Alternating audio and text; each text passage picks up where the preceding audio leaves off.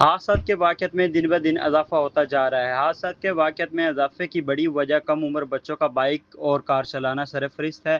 حادثات کے واقعات کی روک تھام کے لیے حکومت پنجاب اور لاہور ہائی کورٹ کی ڈائریکشن پر منشن آباد میں بھی لائسنس اور ہیلمٹ نہ ہونے کی صورت میں بھاری جرمانے کیے جا رہے ہیں۔ بھاری جرمانوں کا مقصد انسانی جانوں کا تحفظ ہے۔ جس نے ایک انسان کی جان بچائی گویا اس نے پوری انسانیت کی جان بچائی۔ کہ ہیلمٹ کی کاروائی ہو رہی ہے، یہاں پہ لائسنسی کی کاروائی ہو رہی ہے، تو یہ ایک قرآن پاک کی آیت ہے، اللہ تعالیٰ کمی بیشی معاف فرمائے، کہ جس نے ایک انسان کو بچایا اس نے پوری انسانیت کو بچایا۔ تو جو ہیڈنگ ہوئی ہے یہ کاز ٹو ڈیتھ بنتی ہے۔ تو یہ جو ڈائریکشن یہ آنریبل جناب ہائی کورٹ لاہور کے احکامات ہیں، اس میں ہمارے جو سی ایم صاحب ہے ان کا بھی ایک ویژن ہے کہ سیف پنجاب کے نام سے پروگرام چل رہا ہے کہ لوگوں کی جانوں کو بچایا جائے۔